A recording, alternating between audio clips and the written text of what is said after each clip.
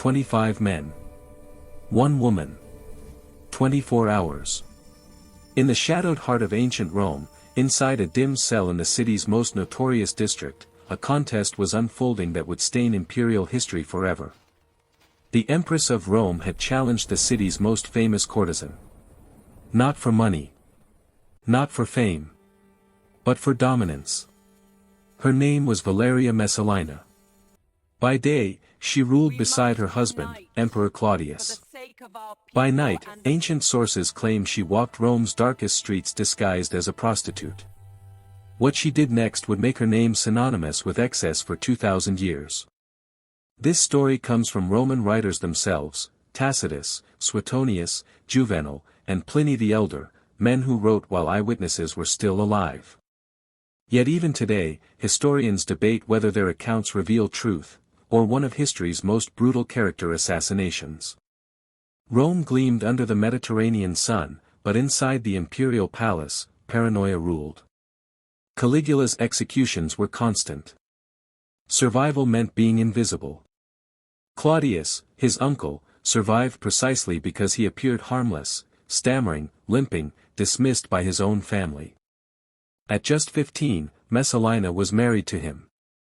She had no choice. Roman marriage was politics, not consent. 3 years later, Caligula was assassinated. Claudius was declared emperor.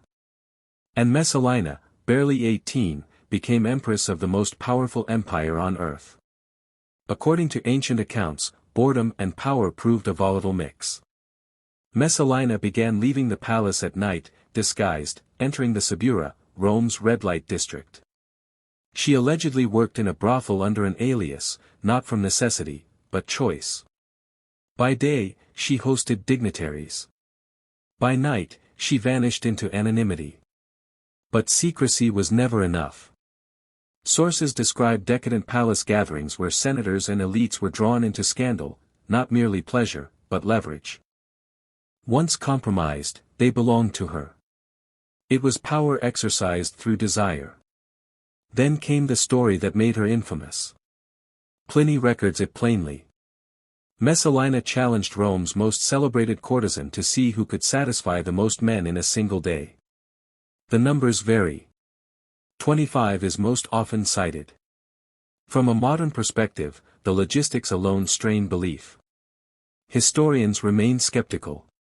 Yet the story appears across independent sources, meaning Romans believed their empress had crossed a boundary beyond imagination.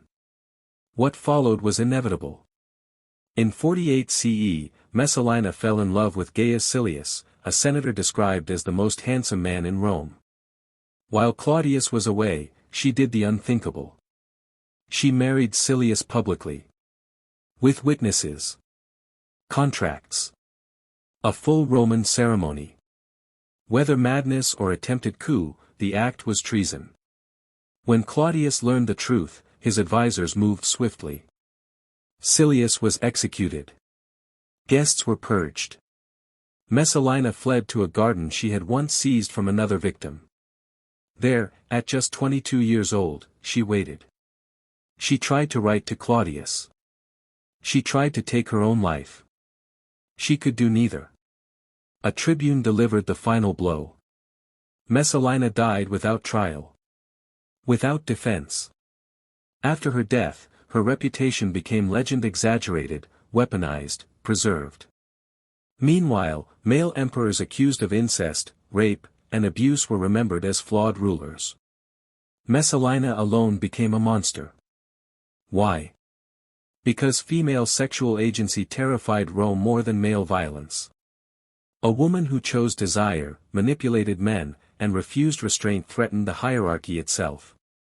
So Rome destroyed her twice. Once with a blade. And again with history.